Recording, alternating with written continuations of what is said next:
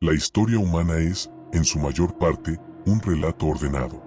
Reyes que conquistan tierras, imperios que se alzan y caen, revoluciones que cambian paradigmas y avances tecnológicos que empujan a nuestra especie hacia el futuro. Nos enseñan esta versión lineal en las escuelas porque es fácil de digerir. Nos da una falsa sensación de control, una ilusión de que entendemos nuestro pasado.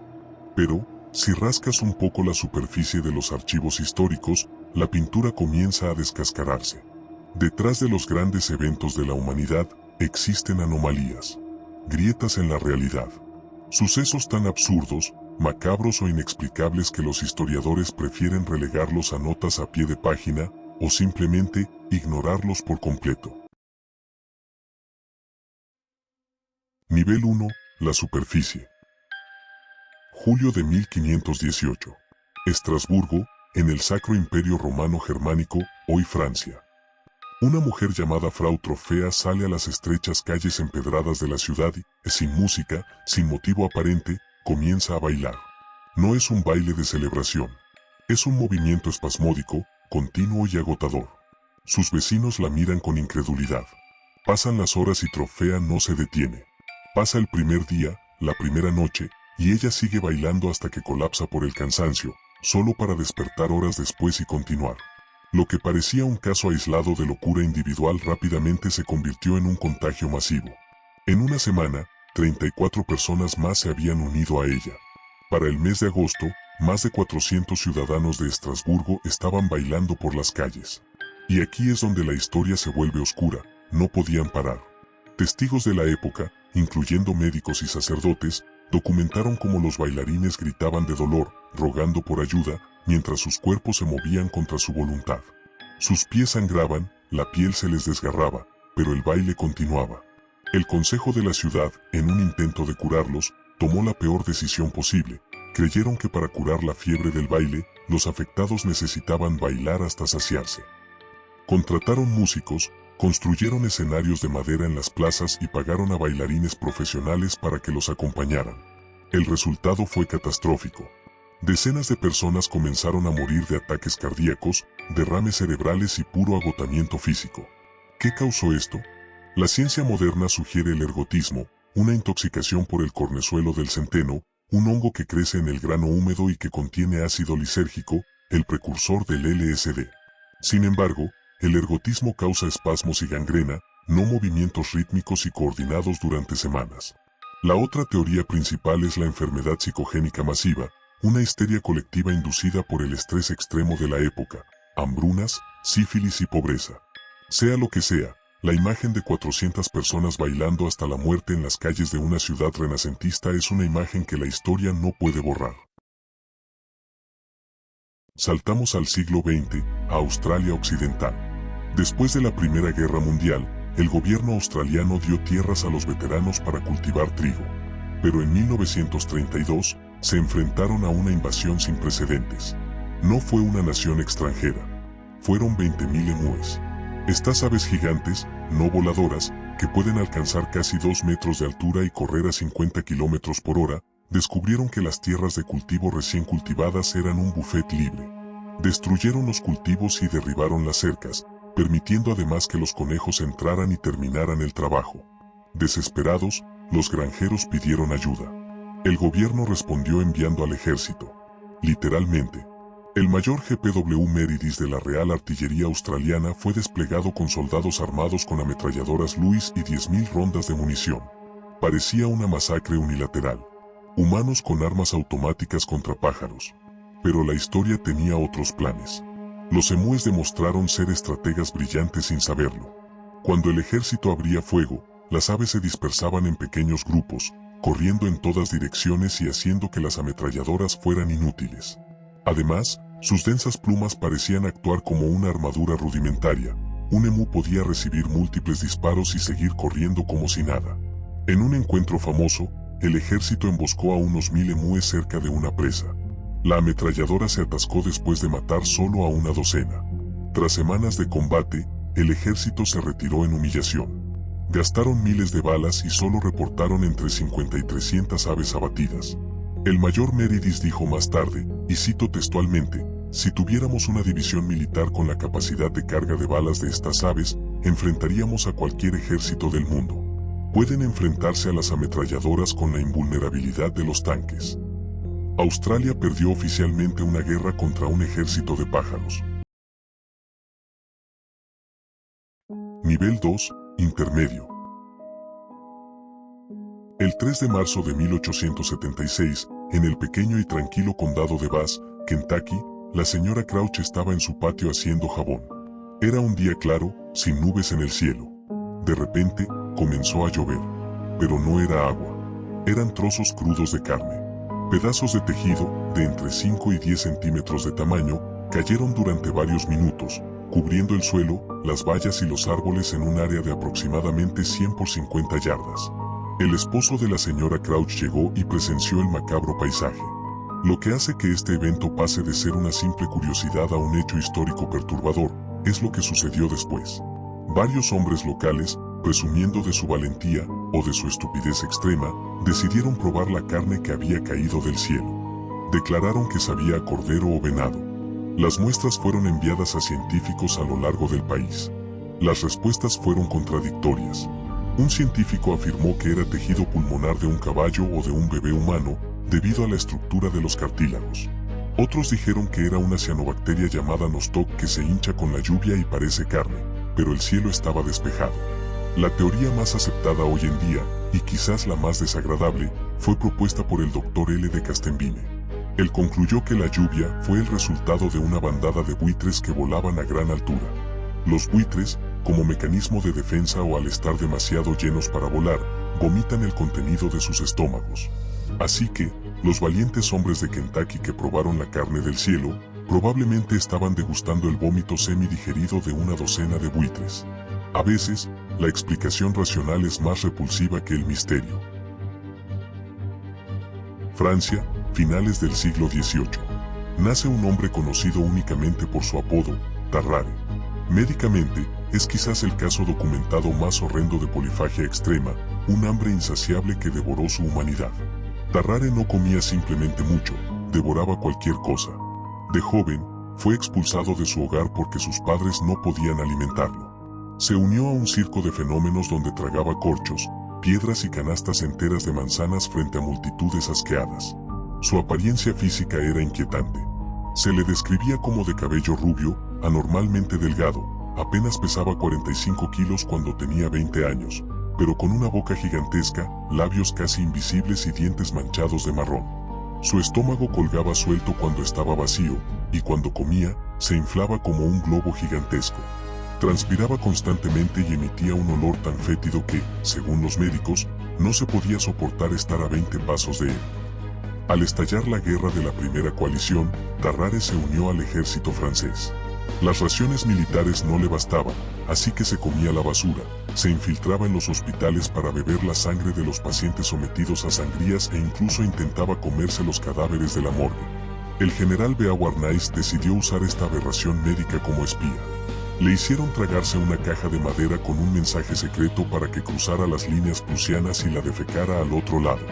Fue capturado rápidamente porque no hablaba alemán y llamaba demasiado la atención buscando perros o gatos vivos para comérselos crudos. Pero el clímax oscuro de la vida de Tarrare ocurrió en un hospital militar bajo el cuidado del Dr. Percy. Una noche, un bebé de 14 meses desapareció misteriosamente de la sala de pediatría. Todas las sospechas recayeron inmediatamente sobre Tarrare. Ante la furia del personal del hospital, huyó y desapareció. Murió años más tarde de tuberculosis severa y diarrea exudativa.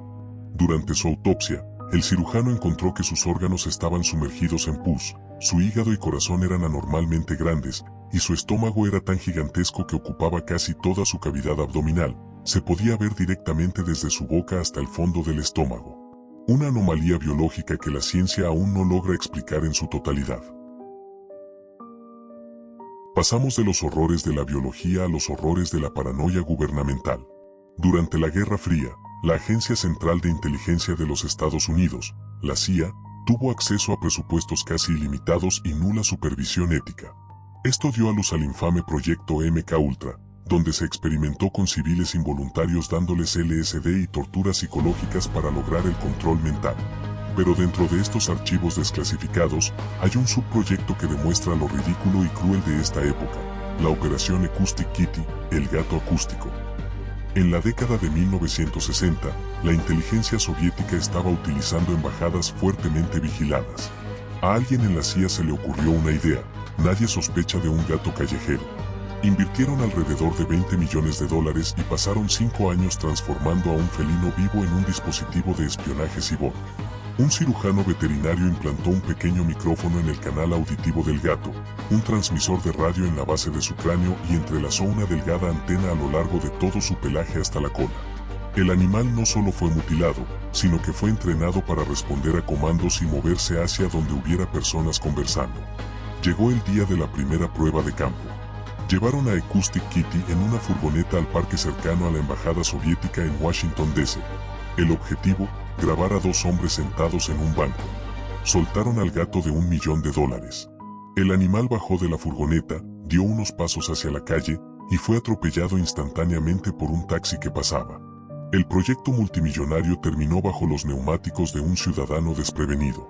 La operación fue formalmente abandonada, concluyendo que el factor ambiental no se prestaba para la fiabilidad de la especie. Nivel 3. En enero de 1959, un grupo de 10 excursionistas, estudiantes y graduados del Instituto Politécnico de los Urales, se adentró en la cordillera de los Montes Urales en la Unión Soviética. Eran esquiadores experimentados de grado 2, a punto de recibir la certificación más alta. Uno de ellos se enfermó y tuvo que regresar.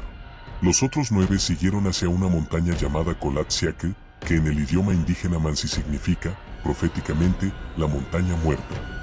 Nunca regresaron. Semanas después, los equipos de búsqueda encontraron su campamento en la ladera de la montaña. La tienda estaba rasgada y casi enterrada en la nieve. Pero el detalle escalofriante estaba en la tela: los cortes se habían hecho desde adentro. Habían rajado su refugio desesperados por salir. Alrededor de la tienda, había huellas en la nieve. Algunas de botas, pero muchas eran de pies descalzos o en calcetines, corriendo hacia el bosque oscuro y congelado a menos 30 grados centígrados.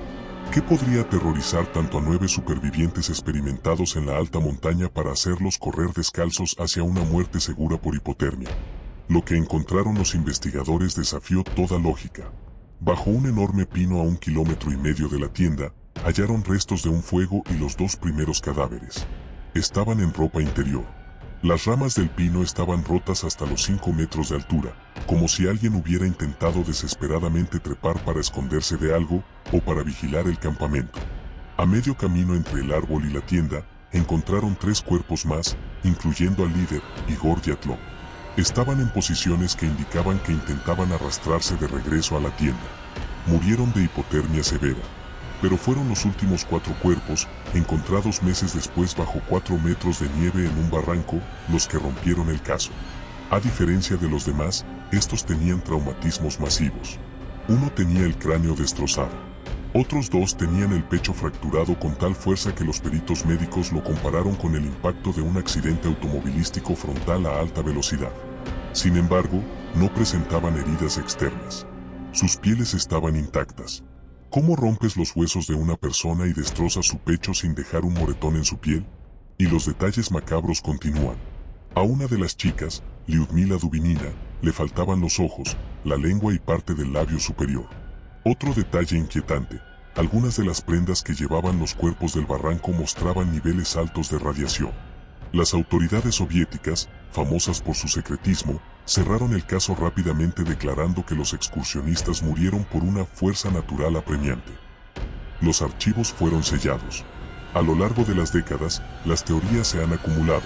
Una avalancha silenciosa, aunque el terreno no era lo suficientemente empinado, pruebas militares secretas con armas infrasónicas que causaron pánico irracional, ataques de los indígenas locales, un encuentro con prisioneros fugados del Gulag, e incluso el Yeti ruso o actividad extraterrestre.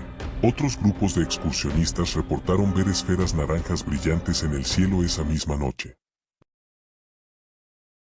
Recientemente, simulaciones computarizadas han sugerido que una avalancha de placa retrasada pudo haber golpeado la tienda, causando las heridas por aplastamiento, y la descomposición natural del agua bajo la nieve explicó la falta de ojos y lengua en los cuerpos.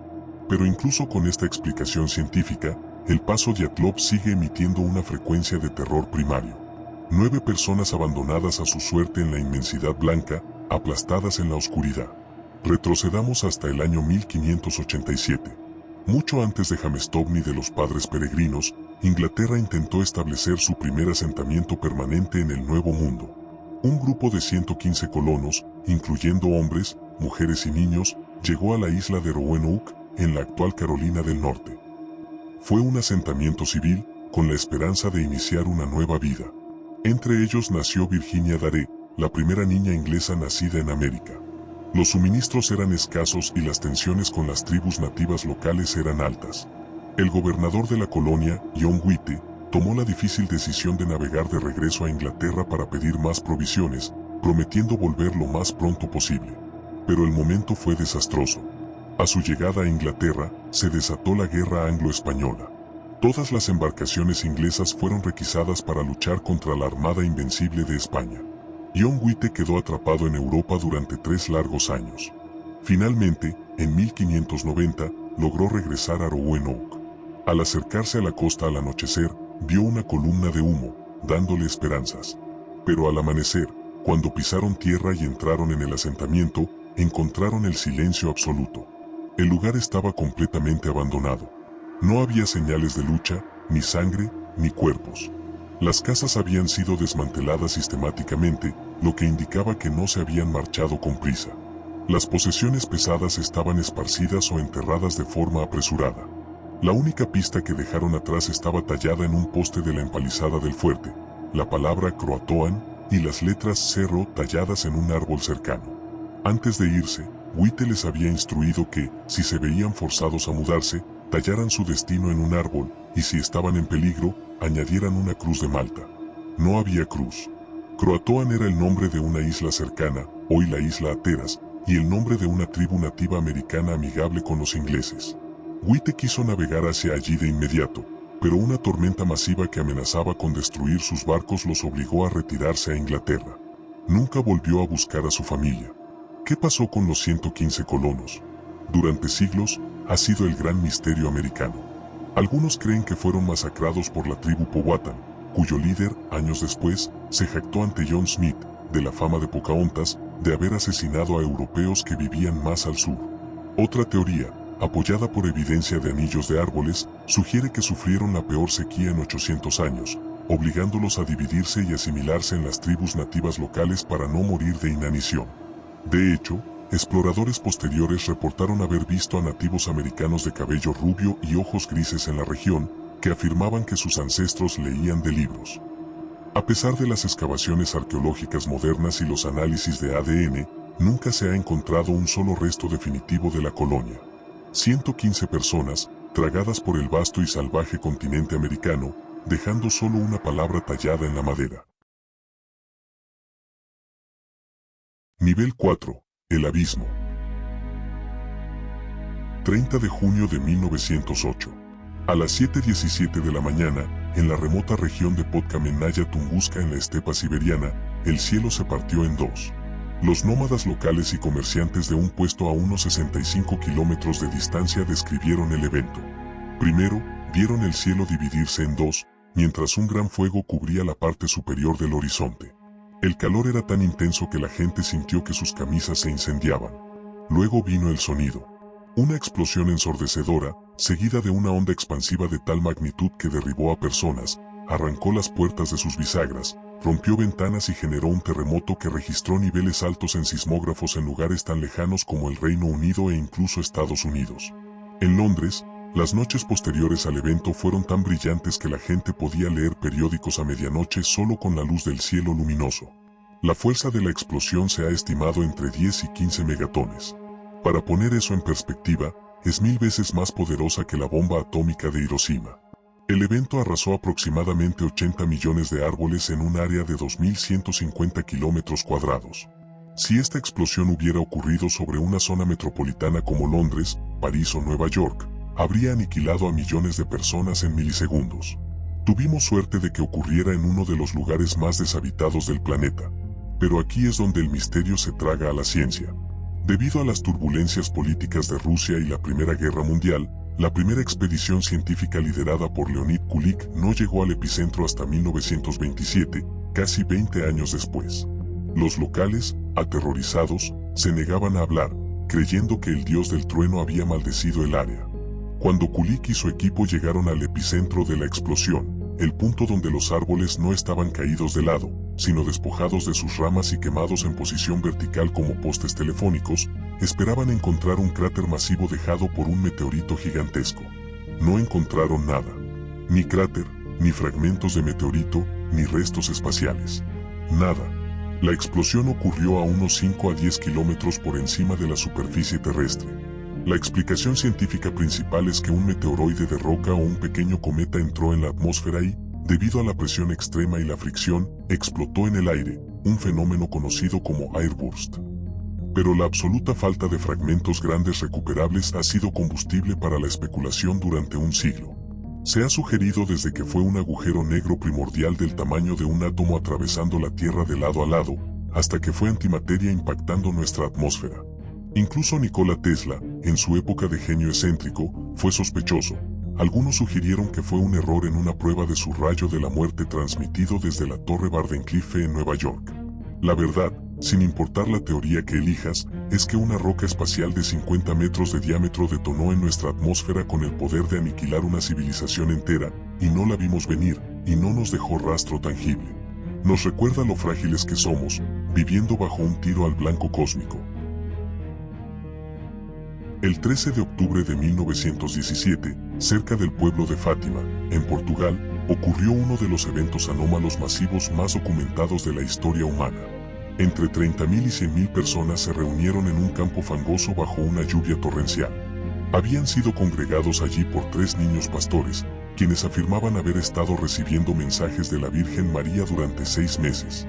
La entidad, que los niños describían como una mujer más brillante que el cristal, había prometido que ese día, a esa hora, realizaría un milagro para que todos creyeran. Había creyentes, había escépticos, y había periodistas de los principales periódicos seculares de Portugal que habían ido para burlarse y exponer el fraude de los pastores. Lo que presenciaron, todos ellos, rompió la cordura colectiva de la multitud. Según innumerables testimonios, incluyendo los de periodistas ateos, escépticos y científicos presentes, la lluvia cesó repentinamente al mediodía. Las nubes grises se abrieron, revelando un disco solar que no cegaba al mirarlo. Se lo describió como un disco de plata opaca. Y entonces, el sol se volvió loco. Empezó a girar vertiginosamente sobre su eje como una rueda de fuego, emitiendo destellos de colores espectrales, rojo, azul, amarillo, verde, que tiñeron el paisaje, la ropa y las caras de la multitud. Tras varios minutos de girar, el sol pareció desprenderse del cielo e hizo movimientos en zigzag, precipitándose directamente hacia la tierra. El pánico fue absoluto. Miles de personas cayeron de rodillas en el barro, llorando, gritando que era el fin del mundo, confesando sus pecados a gritos. Algunos se desmayaron del terror. Justo cuando parecía que el astro chocaría contra ellos, se detuvo y retrocedió a su lugar habitual en el cielo, volviendo a su brillo cegador normal. Quienes estaban empapados por la lluvia torrencial notaron que, de repente, sus ropas estaban completamente secas y el barro del suelo se había evaporado. ¿Qué pasó en Fátima? Obviamente, el sol literal no se movió. Si lo hubiera hecho, nuestro sistema solar habría sido destruido, y los observatorios del resto del mundo no registraron ningún movimiento astronómico. La Iglesia Católica lo reconoció como un milagro divino. Los escépticos apuntan a un fenómeno óptico llamado parhelio o falso sol, combinado con retinopatía solar masiva, daño en los ojos por mirar al sol, e histeria religiosa colectiva. Sin embargo, el investigador Jacques Vallée y otros ufólogos sugieren algo más perturbador. Argumentan que Fátima tiene todas las marcas de un encuentro cercano del tercer tipo. La entidad brillante, las comunicaciones telepáticas a niños, los cambios de temperatura repentinos y un disco plateado rotatorio volando en el cielo en 1917, décadas antes del fenómeno moderno de los ovnis. Fuese un milagro religioso, un fallo neurológico masivo de 100.000 personas simultáneamente, o una intervención de inteligencias no humanas, Fátima permanece en el abismo de la historia, el día en que la humanidad miró hacia arriba y el cielo se rompió frente a sus ojos. Para la última entrada de nuestro iceberg, No hablaremos de un solo evento, sino de un apocalipsis real y documentado. Uno que borró el progreso de la humanidad de manera tan brutal que nos devolvió a una era oscura durante siglos. Estamos hablando del colapso de la Edad de Bronce, alrededor del año 1200 a.C. En esa época, el Mediterráneo oriental era un mundo globalizado y próspero. Estaban los egipcios en el Nilo, los hititas en Anatolia, la actual Turquía, los micénicos en Grecia, los de la guerra de Troya y los imperios mesopotámicos en el este. Tenían rutas comerciales masivas, tratados diplomáticos complejos, literatura, arte monumental, por supuesto, armas y herramientas de bronce. Y luego, en un periodo de tiempo históricamente corto, aproximadamente 50 años, casi todos fueron aniquilados. Todo el sistema colapsó simultáneamente. Las grandes ciudades desde Micenas hasta Babilonia fueron incendiadas, arrasadas hasta los cimientos y abandonadas. El comercio cesó. La escritura misma desapareció en Grecia durante 400 años. ¿Qué fuerza pudo borrar de la existencia a los imperios más avanzados del planeta al mismo tiempo? Durante décadas, los registros egipcios, los únicos que sobrevivieron, aunque severamente dañados, hablaron de una amenaza misteriosa. Los egipcios los llamaron los pueblos del mar. Los faraones describen a esta confederación de guerreros misteriosos que venían del océano. No eran un imperio, no tenían reyes conocidos ni capitales. Llegaron en barcos, acompañados de carros y familias, arrasando la costa. El faraón Ramsés III dejó grabado en el templo de Medinet Abu, *, los países extranjeros hicieron una conspiración en sus islas. Todos a la vez las tierras fueron eliminadas y dispersadas en la refriega. Ninguna tierra podía resistir ante sus brazos *. Pero aquí está lo aterrador. Los historiadores y arqueólogos modernos aún no saben con certeza quiénes eran los pueblos del mar ni de dónde venían. ¿Eran vikingos de la antigüedad? ¿Piratas del Mediterráneo occidental? Algunos investigadores creen que la historia es más deprimente y existencial. Hay evidencias de un gran cambio climático, sequías masivas que duraron décadas, seguidas de hambrunas terribles y una serie de terremotos en cascada, conocidos como tormentas sísmicas. Bajo esta teoría, los pueblos del mar no eran invasores alienígenas o demonios, eran el remanente desesperado de la propia humanidad. Sociedades colapsando por el hambre, tomando barcos y arrasando a sus vecinos en una lucha darwiniana por los últimos recursos. Las grandes superpotencias cayeron porque su sistema globalizado era frágil.